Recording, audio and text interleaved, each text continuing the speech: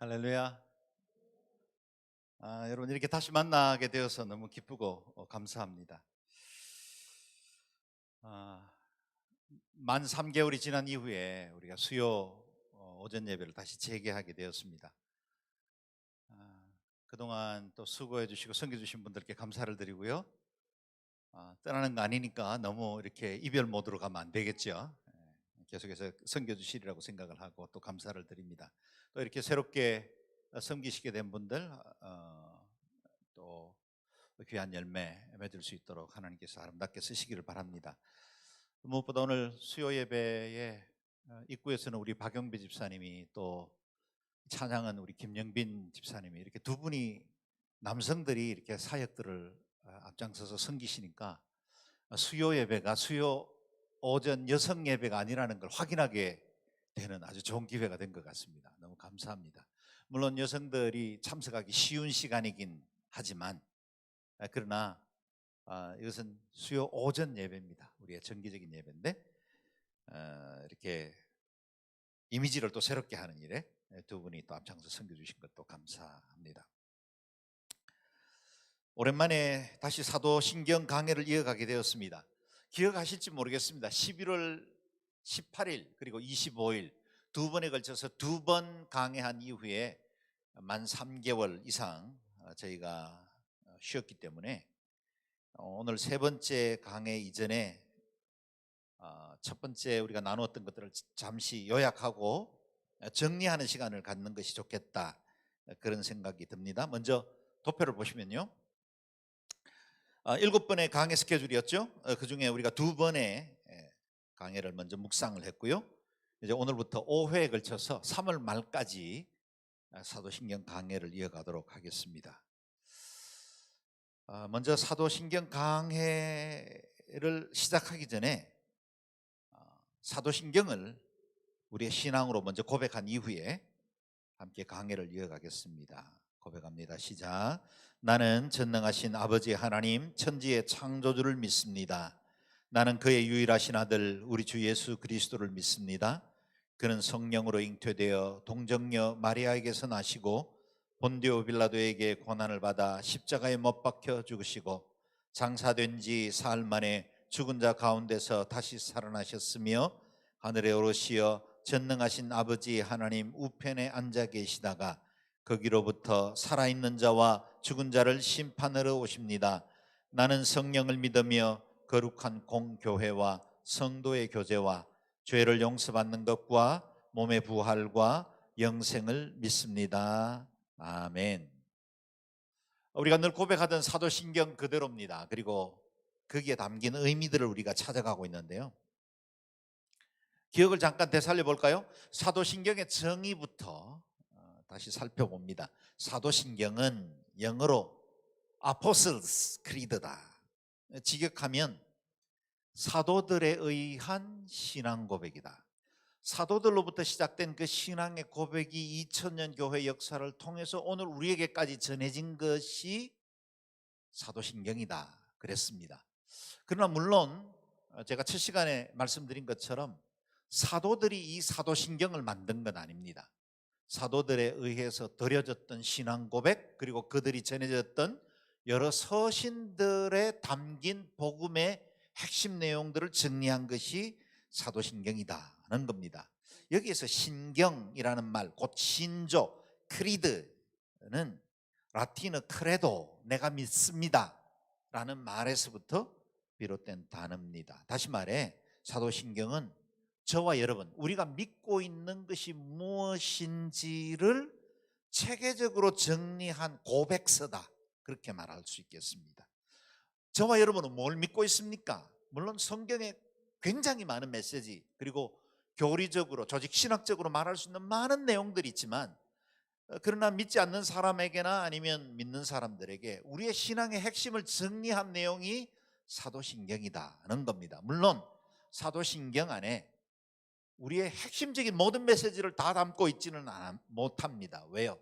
짧은 문장이기도 하고, 또 당시에 사도신경이 형성되던 그때 이단의 위협들과 또 주변 사람들에게 우리의 신앙에 믿는 바의 핵심을 전해야 하는 긴급성 때문에 정리된 것이기 때문에 우리가 믿고 있는 모든 바, 특별히 아주 중요한 예수 그리스도의 그 구속사 또 십자가의 의미 이런 것들을 다 담고 있지는 않다는 겁니다. 그래서 우리가 이 사도신경을 강해할 필요가 있습니다. 그 내용들을 우리가 좀 더 폭넓게 이해할 필요가 있고, 이 한마디 한마디 단어들이 나올 때 어떤 배경에 의해서 나왔는지를 우리가 알아갈 필요가 있다는 겁니다. 사도신경의 전체 구조를 한번 정리해 보면 우리가 앞으로 강해할 모든 내용들이 이 짧은 문장에 담겨 있다고 볼 수 있겠죠. 이 모든 사도신경을 한 줄로 요약을 한다면 이렇게 정리할 수 있겠습니다. 성부, 성자, 성령, 삼위일체의 하나님에 대한 신앙 고백, 그리고 교회와 성도인 우리 자신에 대한 신앙 고백이다. 그렇게 정리할 수 있겠죠. 그래서 사도신경은 4개의 질문에 대한 우리의 고백적 답입니다. 당신들은 무엇을 믿습니까? 라고 말할 때 그 4개의 질문이 우리에게 주어졌고, 그 질문에 대해서 우리는 이와 같이 믿습니다라는 고백이죠. 첫 번째 질문은 하나님은 어떤 분이십니까? 라는 질문에 대해 아버지 하나님은 전능하십니다. 아버지십니다. 천지를 창조하신 분이십니다. 두 번째, 성자 예수님은 어떤 분이십니까? 동정녀에게서 탄생하셨습니다. 고난받아 십자가에서 돌아가셨습니다. 죽음에서 부활하신 분이십니다. 하나님의 우편으로 승천하셨습니다. 그리고 그분은 다시 오십니다. 세 번째 질문, 성령님은 누구십니까? 그분은 예수님의 잉태를 주관하신 분이시고 교회와 성도 안에 거하시는 분이십니다. 넷째, 그렇다면 우리가 구성하고 있는 이 교회와 성도는 어떤 존재입니까? 교회는 거룩한 곳입니다. 성도는 서로 교제하는 관계입니다. 사죄받은 사람들입니다. 부활하여 영생 얻은 자들입니다. 하는 고백입니다. 그래서 이 사도신경은 이 나의 믿음의 고백, 그 사실들을 체계적으로 정리해 놓은 것일 뿐만 아니라 우리가 이렇게 고백할 때마다 나는 이 사실을 믿습니다. 그것이 내 자신에 대한 신앙의 고백이면서 동시에 다른 사람들 앞에 내 신앙을 공개적으로 증거하는 내용의 핵심이 바로 사도신경이다라는 겁니다. 우리가 이전에 2개의 신앙 고백을 묵상했죠. 잠깐 요약해 봅니다. 첫 번째 신앙 고백 함께 드려보죠. 시작. 나는 전능하신 아버지 하나님 천지의 창조주를 믿습니다. 아멘. 나는 전능하신 아버지 하나님 천지의 창조주를 믿는다는 신앙 고백, 이곳에 하나님이 어떤 분이신지, 우리가 믿고 있는 성부 하나님의 존재에 대해서 말하고 있고, 동시에 우주와 인간의 기원이 어떻게 비롯되었는지를 말씀해 주는 짧은 한마디 안에 그 모든 것들이 담겨 있는 고백입니다. 그래서 하나님을 3 단어로 설명했죠. 전능하신 하나님이십니다. 엘 샤다이. 그리고 그분은 아버지이신 하나님이십니다. 먼 곳에 구말리 장천에 계신 분이 아니라 저와 여러분의 친근한 아버지이십니다. 세 번째, 그분은 창조주 하나님이십니다. 모든 것의 기원이 되시고 우리의 삶의 이유가 되시고 우리를 다스리시는 분이시고 인자하신 아버지시다는 겁니다. 우리 하나님이 전능하신 분이시다, 못하는 것이 없으신 분이시다, 그런 뜻은 곧 온 세상을 지으시고 창조하셨을 뿐만 아니라 운행하시고 다스리시는 분이시다. 그리고 그분이 우리의 아빠 아버지가 되시다는 말은 우리에게 두려울 게 무엇이 있겠습니까? 그분이 내 아버지세요. 아버지는 전능하세요. 그분이 모든 것을 하실 수 있는 분이 우리를 통치하고 계신다면 우리 인생에 대한 그 어떤 문제, 어떤 상황에서도 두려워할 이유가 없죠. 그래서 그리스도인들은 담대함이 우리의 믿음의 표정 중에 하나입니다. 그래서 어떤 일을 만나든 복달하지 말고, 조금 잘났다고 깝죽거리지 말고, 우리의 주권이 하나님께 있으니까. 그러니까 늘 우리의 삶은 하나님께로부터 양도된 청지기의 삶을 살아간다는 인식, 그게 사도신경 첫 줄에 나오는 거예요. 나는 하나님, 그 창조주 하나님을 내 아버지로 모시고 있는 사람이다. 내 것은 없습니다. 아버지 계신 곳이 내 고향입니다. 하나님 오라 하실 때 언제든지 갈 수 있습니다. 지금 내가 누리고 있는 모든 것들은 그것이 유형이건 무형이건 양도된 것이고 사용할 때 내 것이 아니니 청지기처럼 신실하게 관리하다가 우리 하나님 앞에 돌려드리고 영광 올리드는 것이 내 삶입니다. 이런 고백이 이 첫 줄이 나오죠. 다시 한번 고백해 봅니다. 시작. 나는 전능하신 아버지 하나님 천지의 창조주를 믿습니다. 아멘. 두 번째 신앙 고백은 예수님의 기원에 관한 고백입니다. 같이 고백해 볼까요? 시작. 나는 그의 유일하신 아들 우리 주 예수 그리스도를 믿습니다. 그는 성령으로 잉태되어 동정녀 마리아에게서 나셨습니다. 아멘. 이 고백은 저와 여러분이 믿고 있는 우리 예수님이 어떤 분인지를 잘 설명해 주고 있습니다. 신학자 오스카 쿨만은 기독교 신앙의 출발점과 중심점은 그리스도에 대한 신앙이다 그랬습니다. 우리의 삶의 출발도 중심도 예수 그리스도시다. 그래서 우리가 기독교를 기독교라고 부르는 이유는 기독, 곧 그리스도, 예수 중심의 종교라 그런 뜻입니다. 우리는 하나님 아버지를 섬깁니다. 그런데 그것이 자연신에 속하는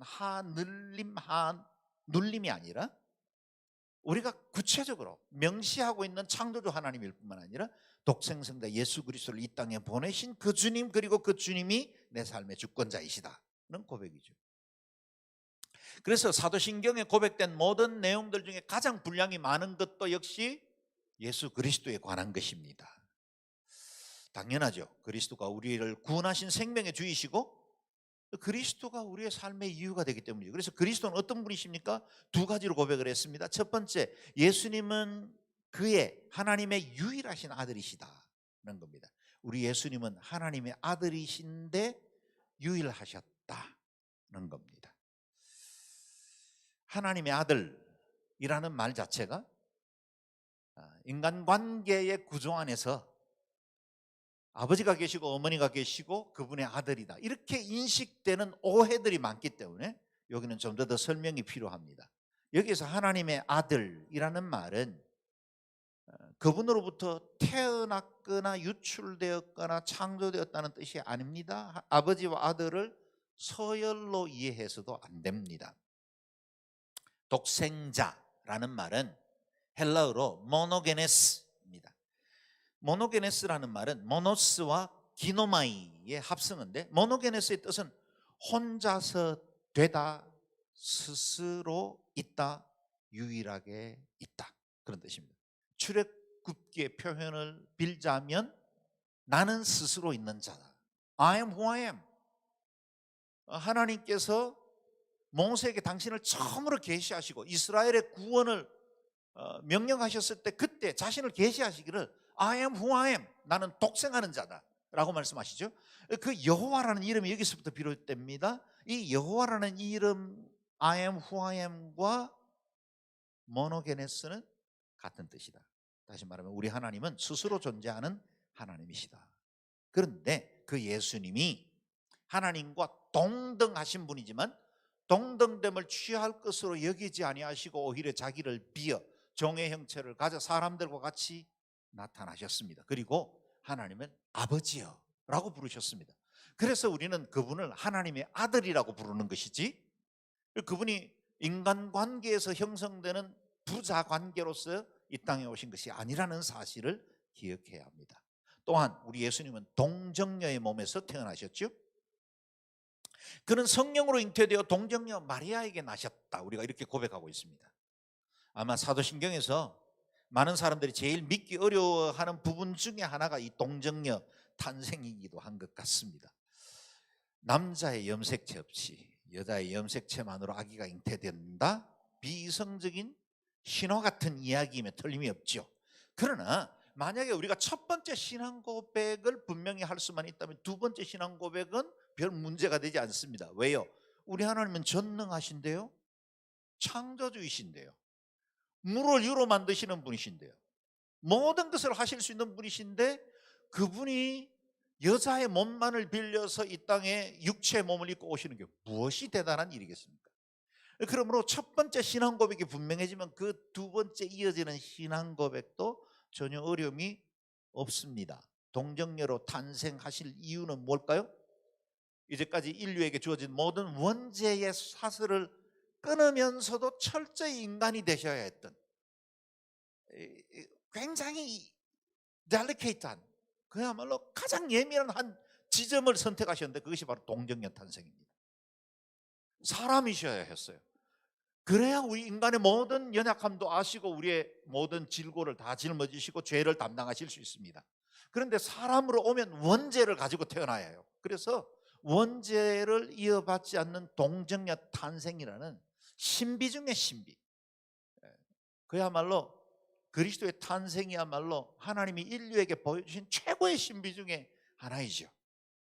이를 통해서 이 땅에 오셨고 그분이 친히 우리의 몸을 입으셔서 어린아이의 모습으로 우리처럼 똑같은 성장 과정을 거치셨기에 저와 여러분이 느끼는 희노애락의 모든 감정들을 그분도 다 아세요. 행노에 권하기도 하시고 내가 목마르다 말씀하시고 때로는 내가 죽게 되었으니 이런 표현도 쓰십니다. 주님은 우리의 당하는 모든 고통과 아픔을 다 아시는 분이세요. 왜요? 육체를 입으셨거든요. 하나님이 인간이 되셨다는 이 사실보다 우리에게 더 큰 위로가 어디 있겠습니까? 그래서 다시 한번 두 번째 신앙 고백을 올려드립니다. 시작. 나는 그의 유일하신 아들 우리 주 예수 그리스도를 믿습니다. 그는 성령으로 잉태되어 동정녀 마리아에게서 나셨습니다. 아멘. 오늘 세 번째 신앙 고백으로 나아갑니다. 세 번째 신앙 고백은 이 땅에 오신 그리스도의 생애에 관한 고백입니다. 그분이 어떤 삶을 사셨습니까? 하는 겁니다. 그런데 그분의 공생애 안에 수많은 사건과 일들이 있었지만 다 스킵합니다. 오직 한 가지만 이야기하시죠. 그분의 고난과 죽음. 그래서 여러분 복음서를 보시면 복음서가 길지만 내용의 3분의 1 이상은 마지막 한 주간에 집중되어 있습니다. 마지막 한 주간, 그리스도의 순환의 한 주간, 십자가에 못 박혀 돌아가시고 부활하신 이 사건이 가장 중요하기 때문에 모든 복음서들은 그 부분을 가장 많은 분량을 할애해서 설명을 합니다. 그래서 오늘 우리 사도신경에도 아주 가장 중요한 핵심만 우리가 고백하는 것입니다. 같이 고백해 볼까요? 시작. 본디오 빌라도에게 고난을 받아 십자가에 못 박혀 죽으셨습니다. 아멘. 물론 이렇게 마침표로 끝나지 않지만 제가 하나의 고백들을 정리하기 위해서 이렇게 문장으로 정리를 한 겁니다. 본디오 빌라도에게 고난을 받아 십자가에 못 박혀 죽으셨습니다. 이건 단순한 사건 같지만 이 안에 담긴 영적 의미는 엄청나게 큽니다. 그리스도께서 유대 지역 총독이었던 본디오 빌라도의 지시에 의해, 원문적으로 보면 그의 아래에서 이렇게 표현되어 있기 때문에 본디오 빌라도의 지시에 의해 십자가에 못 박히셨고 죽었다가 무덤에서 사흘 만에 부활하셨음을 고백하는 내용이죠. 이 사도신경에는 사람의 이름은 단 둘만 등장을 합니다. 기억하십니까? 첫 번째는 마리아, 이거 두 번째는 본디오 빌라도입니다. 영광스러운 이름이죠. 이 단 두 사람만 2000년 교회 역사에 반복적으로 언급되었던 이 사도신경에 등장하는 이름이 되었습니다. 그런데 이 두 사람은 전혀 다른 인생을 삽니다. 우선은 남자와 여자라는 점에서도 차이가 있지만 가진 자와 갖지 못한 자, 지배자와 피지배자라는 점에서도 함께 이름을 올릴 사람들은 아니었습니다. 그런데 두 사람 이름이 같이 들어왔죠. 그 무엇보다 하나님께서 이루어진 구원의 역사의 두 사람은 전혀 다른 방향을 향하고 있습니다. 마리아는 나사렛 작은 동리에 어린 소녀, 무명의 처녀였지만 자신의 몸에 아기가 잉태될 것이라는 천사의 수태고지를 듣고 그야말로 핵폭탄급 통지 앞에서도 이 가냘픈 한 소녀가 어마어마한 우주적 사건을 자신의 믿음으로 받아들이는 거예요. 그리고 순종한 겁니다. 그 순종과 결단 때문에 오고 가는 모든 세대의 복된 여인으로 칭송받는 이름이 되었습니다. 한편 본디오 빌라도는 당시 최고의 권력을 대행하는 총독의 직분을 가지고 그 지역을 통치하고 있었지만 그리스도를 십자가에 못 박았다는 오명으로 지난 2000년 교회 역사에 반복적으로 수치스러운 이름이 되었습니다. 모노드라마 본디오 빌라도라는 것을 본 적이 있습니까? 빌라도의 고백이라는 모노드라마가 있는데 그 내용의 첫 번째 장면은 깜깜한 암전된 무대에서 조명 하나가 쫙 비치면 주인공이 등장해서 와 괴로워 그렇게 고백합니다. 그리고 나서 이제 그 주변에 음향 효과들이 나오는데 본디오 빌라도에게 권한을 받아서 본디오 빌라도에게 권한을 받아서 이야기로 이제 모노드라마가 시작돼요. 상당히 실감나죠. 이와 같은 이 본디오 빌라도 그 개인으로 보면 오고 가는 수많은 세대의 엄청난 그리스도인들이 지속적으로 수치스러운 이름의 대명사 그리스도를 십자가에 못 박은 자로 그 이름을 부르는 그런 이름이 되었다는 겁니다. 본디오 빌라도는 AD 26년에서 36년까지 약 10년간 팔레스타인 지역을 다스린 5대 총독이었습니다. 빌라도는 로마 제국 유대 지역의 행정 대리인으로서 행정과 판결, 재판을 관할하고 있었습니다. 그래서 빌라도는 5명의 총독이 지나갔지만 유일하게 그리스도를 맞닥뜨려 대화한 총독입니다. 빌라도는 불길한 꿈을 꾸었던 아내의 조언도 있었고 뭐 부인 말 안 듣는 남편 어디 있겠습니까? 다 안 듣는 척 하지만 듣고 있어요. 여보 제가 듣고 있어요. 근데 그 불길한 아내의 조언이 그 마음속에 아마 부담이 컸을 거고 또 동시에 직접 그가 신문해 본 결과로 예수님은 죄인이 아니라는 사실을 알게 된 겁니다. 그가 극형의 십자가에 처해져야 할 분이 전혀 아니라는 사실을 그는 알았습니다. 그래서 그는 3번이나 예수님의 무죄를 주장하려고 했습니다. 뿐만 아니라 갈릴리의 분봉왕이었던 헤롯에게 이 사건을 떠밀어 보려고도 애를 썼습니다. 분명히 이를 위해서 애쓴 사람은 틀림없습니다. 그러나 결국 그는 자신의 권자를 유지하기 위해서 혹이라도 밀란, 소요, 폭동이 일어날까 두려운 나머지 군중들의 압력에 굴복했고 예수님을 십자가에 내주고야 말았습니다. 그리고 오늘 우리는 신앙 고백에서 불의한 자의 이름으로 불리고 있죠. 이점에서 이런 의문이 들지 않습니까? 우리의 신앙의 정수를 고백하는 이 사도신경에 왜 그 이방인 총독의 이름이 등장해야만 하는가 하는 거죠. 그러나 여러분, 이 빌라도의 이름은 그리스도의 역사성과 사실성, 실제성을 증명하는 일에서는 굉장히 중요합니다.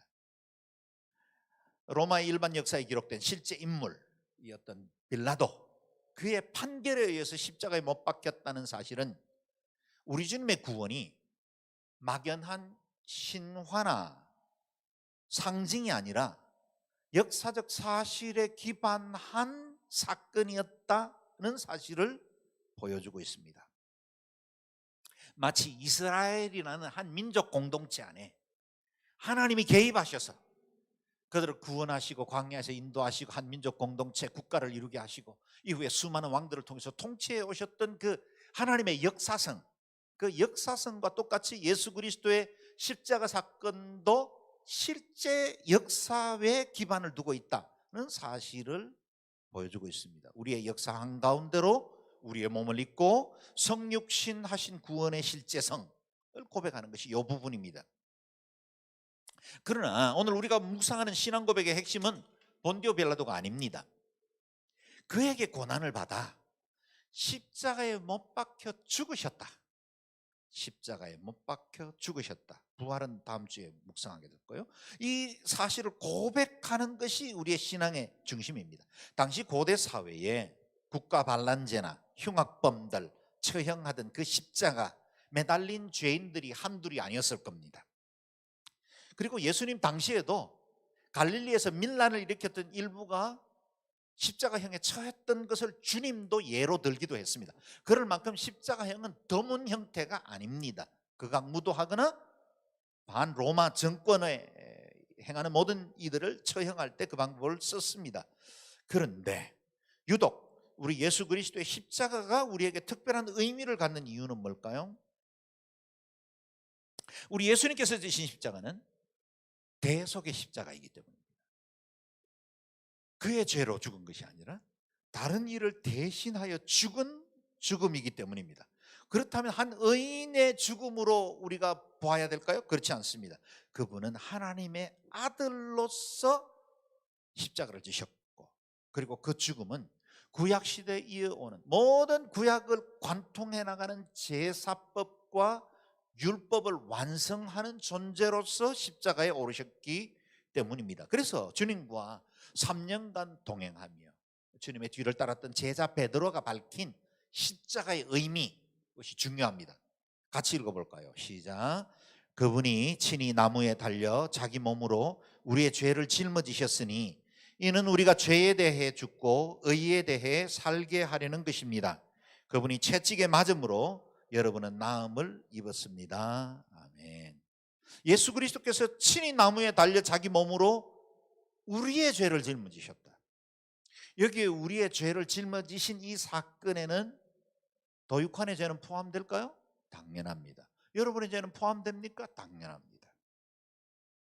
우리의 모든 죄를 그분의 십자가로 담당하셨다. 그래서 우리가 알고 지은 죄, 모르고 지은 죄뿐만 아니라 이전에 과거에 지은 죄, 또 오늘도 어쩌면 내일도 지을 수밖에 없는 죄, 미래에 지을 수 있는 모든 죄들까지 이 십자가 사건 위에 올려지게 되었다는 겁니다. 이유가 있었습니다. 우리가 죄에 대해서는 죽고 의에 대해서는 살게 하기 위함이다. 그래서 우리는 그리스도의 죽음과 함께 옛사람이 죄와 함께 죽고, 그리스도의 부활과 함께 우리는 새 피조물이 되어 의 안에서 살게 되었다는 겁니다. 그리고 뿐만 아니라 맨 마지막에 그분이 채찍에 맞음으로 여러분은 나음을 입었습니다. 이사야 53장에 예언되었던 그 말씀이 그리스도 안에서 성취되었음을 말해주고 있죠. 그가 채찍에 맞음으로 너희는 나음을 입었도다.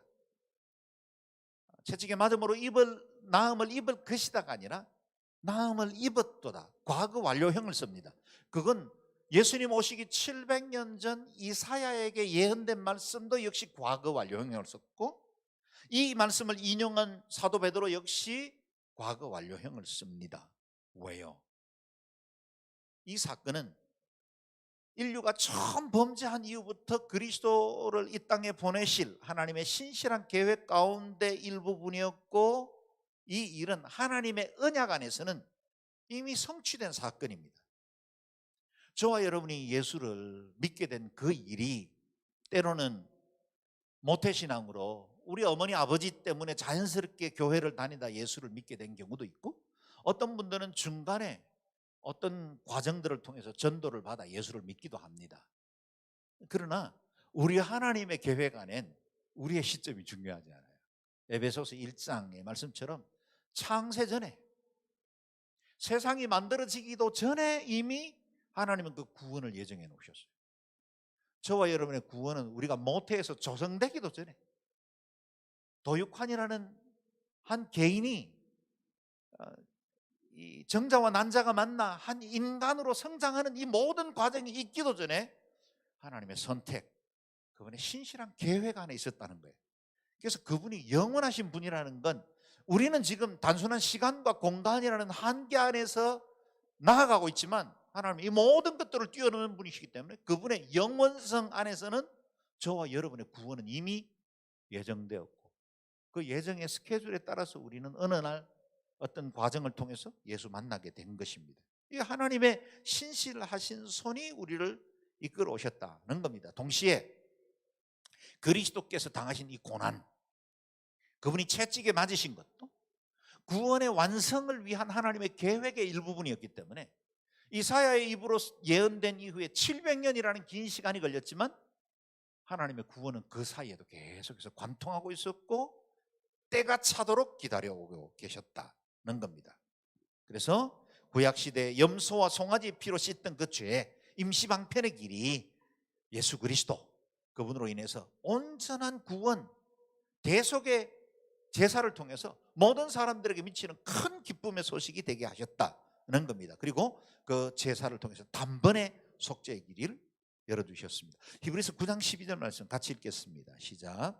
그는 염소와 송아지의 피가 아닌 자신의 피로 단번에 지성소로 들어가셔서 영원한 구속을 완성하셨습니다. 여기 여러분 줄을 그어야 되는 말이 있다면 단번에와 영원 아니겠어요? 우리의 구속을 이루셨는데, 구속이라는 건 리뎀션, 죄값을 대신 치르셨다는 거죠. 내가 당해야 할 형벌인데 주님이 대신 그 형벌을 지신 겁니다. 그런데 그것이 십자가라는 단번의 사건을 통해서 그 언약의 유효성은 영원하게 됐다. 할렐루야. 그렇기 때문에 이후에 이어지는 모든 사람들이 예수 그리스도를 구주로 고백하는 순간 그 죄로부터 자유케 되고 새 피조물이 되는 은혜를 얻게 되었다라는 겁니다. 그리스도의 십자가를 통해 이어지던 모든 구약의 언약과 제사를 완성하셨습니다. 반복적인 짐승의 제사와는 달리 단번에 지성소로 나아갈 수 있는 휘장을 위에서 아래로 찢으시고, 하나님 찢으셨으니까 위에서 아래로 찢으시고 새롭고 산 길을 열어주신 것입니다. 우리가 2주일 전에 묵상했던 고린도후서 5장 말씀도 기억할 겁니다. 같이 읽어보겠습니다. 시작. 하나님께서는 죄를 알지도 못하신 분에게 우리 대신 죄를 짊어지게 하셨습니다. 이는 우리로 그리스도 안에서 하나님의 의가 되게 하시려는 것입니다. 아멘. 죄를 알지도 못하신 분에게 우리 죄를 대신 짊어지게 하십니다. 대속의 은혜, 리뎀션. 내가 집을 불능 상태에 빠지자, 채무 일의 이행 불가에 빠지자 IMF가 와서 일단 대신 지불을 하는 것처럼 말이죠. 다른 어느 누군가 가까운 친족, 건족이 대신해서 고엘이 되어 값을 지불해 주는 것처럼 그리스도께서 우리 스스로는 우리의 죄값을 해결할 수 없을 그때 그분이 고엘이 되셨어요. 우리를 찾아오셨어요. 우리 대신 지불하신 것입니다. 그게 대속의 은혜죠. 예수께서 지신 이 십자가는 저와 여러분이 져야 할 것이었는데 그분이 버림받으며 엘리 엘리 라마 사박다니를 외치시고 철저하게 십자가에서 고통당하심으로 우리에게 온전한 구원을 이루게 하셨다는 겁니다. 예수님의 모든 고난은 2000년이 지난 오늘 살아가는 모든 사람들에게도 동일한 효력을 갖습니다. 왜냐하면 영원한 구속이었기 때문에. 영원한 구속. 그래서 그 십자가를 믿음으로 받아 고백하는 사람들에게는 구속의 은혜가 임하게 됩니다. 오늘 읽은 말씀 요한복음 3장 16절에 하나님의 그 신실한 계획이 어떻게 드러났는지, 그래서 우리가 고백한 이 사도신경이 어디로부터 비롯되었는지를 잘 말해주고 있습니다. 너무나 잘 아는 말씀이죠. 같이 읽겠습니다. 시작. 하나님께서 세상을 이처럼 사랑하셔서 독생자를 주셨으니 이는 그를 믿는 사람마다 멸망하지 않고 영생을 얻게 하려는 것입니다. 아멘. 하나님께서 세상을 이처럼 사랑하사 독생자를 주셨으니 이는 저를 믿는 자마다 멸망하지 않고 영생을 얻게 하시리라. 요한복음 3장 16절 여러분 아시죠? 한번 해볼까요? 하나님이 세상을 시작. 하나님이 세상을 이처럼 사랑하사 독생자를 주셨으니 누구든지 예수 믿으면 멸망하지 않고 영생을 얻으리로다. 요한복음 3장 16절. 예전에 제가 교회학교 교사였잖아요. 도선생. 지금은 안 시켜서 못하는 거지. 시키지 마세요. 어, 이 우리가 지금 알고 있는 이 성경 전체 1189장 31,173절의 말씀을 요약하고 걸러내어서 가장 중요한 말씀 하나만 뽑으라 그러면 저는 단연코 이 말씀이라고 생각합니다. 이보다 더 하나님께서 인류를 향하신 그 구원의 계획이 완벽하게 성취된 사건을 요약한 말씀이 없겠죠. 복음의 정수이며 핵심이 담긴 말씀입니다. 여기 말씀에 여러분 우리가 놓치지 말아야 할 단어가 있습니다. 우리의 구원을 주도하신 분이 누구십니까? 하나님이십니다. 하나님이 세상을 이처럼 사랑하셨다. 여러분 나머지 모든 단어를 다 잊어버려도 이 단어는 붙들어야죠. 하나님이 하신 겁니다. 하나님께서 세상을 사랑하셨고 하나님께서 독생자를 보내셨고 하나님께서 우리를 구원하셨고 하나님께서 우리를 멸망시키지 않도록 하셨습니다. 하나님께서 이 모든 구원 사역을 주도하셨다. 세상을 사랑하셨고 그 구원을 이루기 위해서 독생자를 보내셨다는 겁니다. 왜 이렇게 독생자를 보내야만 했을까요? 하나님의 사랑 때문이죠. 하나님께서 세상을 사랑하셨다고 말하는데 이 세상이라는 말은 헬라어 원어에는 코스모스, 원어적으로는 코스몬이라고 됩니다. 코스모스입니다. 우주, 유니버스죠. 이 유니버스를 사랑하신 그 하나님이 우주의 모든 땅과 모든 식물 그리고 자연 계곡 다 사랑하십니다. 그런데 그 사랑은 포커스가 있어요. 그래서 오직 인류에게 향합니다. 하나님이 내가 좋아하는 우리 집에 강아지 위해서 죽지 않았어요. 우리는 강아지 이쁘지만 하나님 그렇게 독생자를 보내지 않으십니다. 식물이 아무리 이쁘고 자연 만물이 아무리 아름다워도 하나님 독생자 보내지 않아요.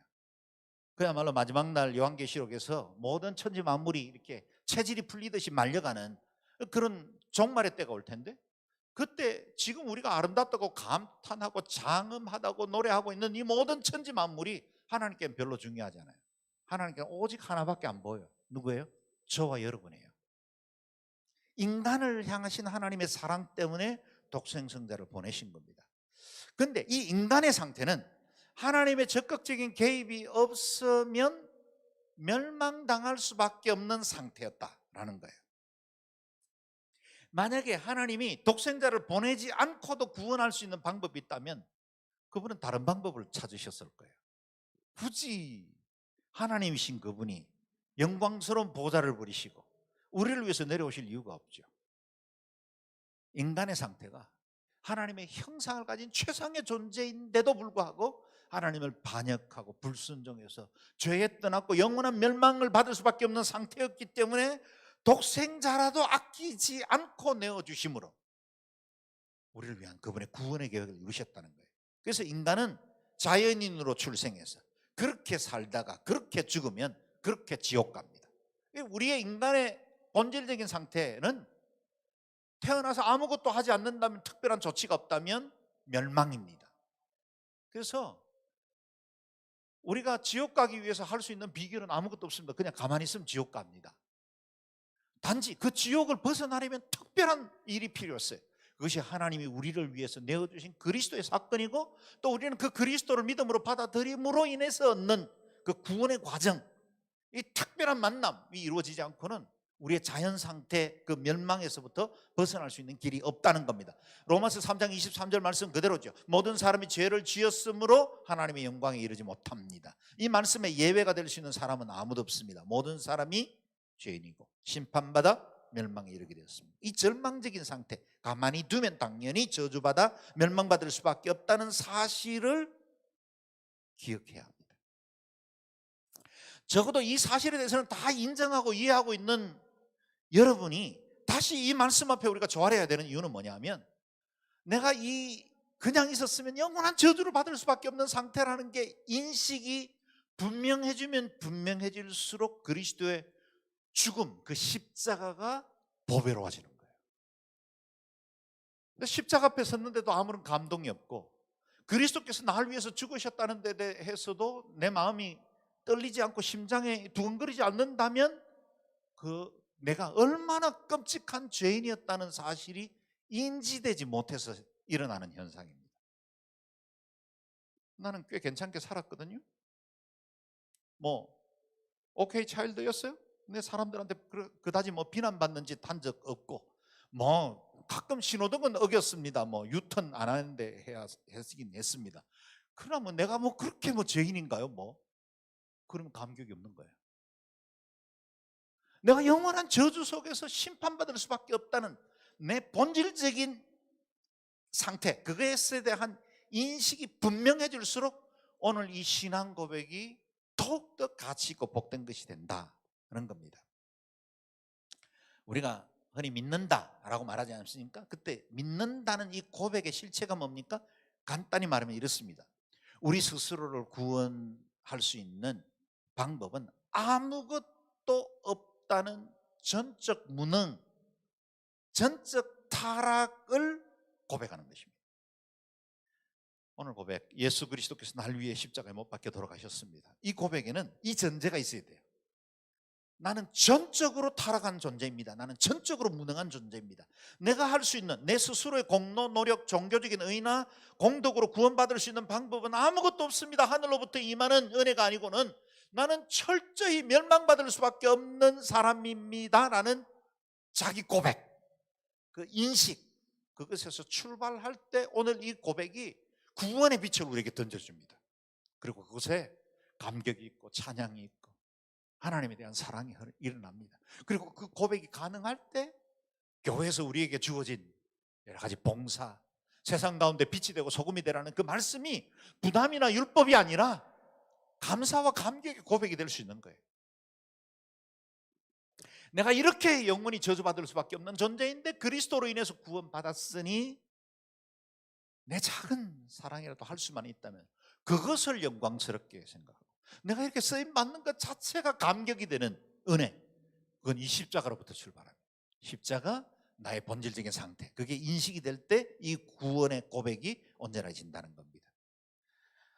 오늘 본문 17절 읽어도 늘 귀한 말씀이지요. 다시 읽어보겠습니다. 시작. 하나님께서 자신의 아들을 세상에 보내신 것은 세상을 심판하시려는 것이 아니라 그 아들을 통해 세상을 구원하시려는 것입니다. 아멘. 세상을 구원하시려는 하나님의 위대한 행동, 그게 십자가입니다. 하나님은 이 세상 그 어떤 사람이라도 심판받고 멸망받기를 원치 않습니다. 그것이 하나님의 사랑이죠. 그래서 하나님이 세상을 이처럼 사랑한다라고 말씀하십니다. 그리고 그 사랑은 아들 예수 그리스도를 보내는 것으로 분명하게 드러나죠. 이처럼 사랑한다 그랬는데 그 이처럼이 어느 만큼입니까? 독생자예요. 그래서 하나님의 사랑의 무게, 하나님의 사랑의 크기를 알고 싶거든 십자가 앞에 무릎 꿇고 있어야 돼. 그래야 그 하나님의 사랑, 그 엄청난 나를 향하신 놀라운 은혜가 제대로 경험될 수 있는 것입니다.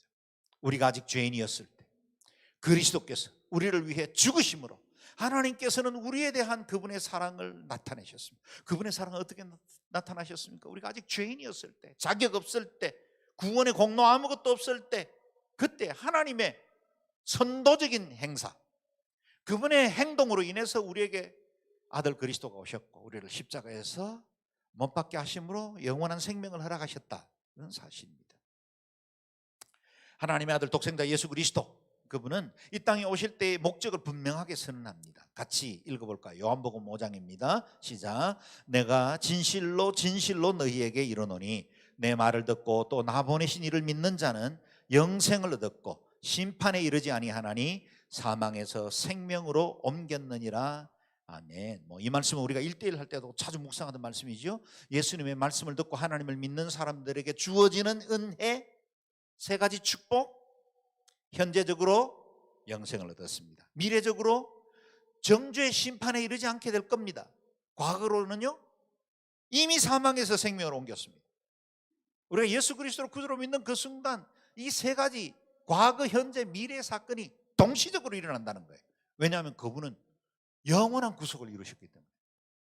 그래서 그분의 십자가는 우리가 가보지도 못했던 어떤 골고다 언덕의 팔레스타인 모퉁에서 이루어진 사건으로 그치지 않고 온 인류 모든 백성들을 향하신 하나님의 사랑이기 때문에 그 사건이 오늘 우리에게도 시간과 공간을 뛰어넘는 영적 사건으로 다가올 수 있게 된 것입니다. 오늘 본문 18절 말씀, 결론적인 말씀이죠. 읽겠습니다. 시작. 아들을 믿는 사람은 심판을 받지 않는다. 그러나 믿지 않는 사람은 이미 심판을 받았다. 하나님의 독생자의 이름을 믿지 않았기 때문입니다. 네. 이 자리에 계신 여러분에게 묻겠습니다. 여러분은 아들 예수 그리스도를 믿으십니까? 아멘. 여러분은 정죄와 심판을 받지 않습니다. 그러므로 오늘 우리의 신앙 고백은 얼마나 중요합니까? 예수님의 고난과 십자가를 나를 위한 대속의 제물로 죽음으로 받아들이는 순간 구원이 임합니다. 다시 오늘의 신앙 고백 함께 고백하겠습니다. 시작. 본디오 빌라도에게 고난을 받아 십자가에 못 박혀 죽으셨습니다. 아멘. 누구를 위한 죽음입니까? 바로 저와 여러분을 위한 죽음이고, 아직도 이 소식 알지 못한 채로 죽어가는 사람들을 위한 죽음이기도 합니다. 그래서 이 소식은 전해져야 합니다. 그렇다면 우리는 어떻게 살아야 할까요? 사도 바울의 고백을 저와 여러분의 고백으로 삼겠습니다. 같이 읽으며 고백할 때 자리에 한번 일어서실까요? 여러분의 신앙의 응답이라 생각하고 이 고백을 여러분의 고백으로 삼고 또 기도의 제목으로 삼으면 좋겠습니다. 시작.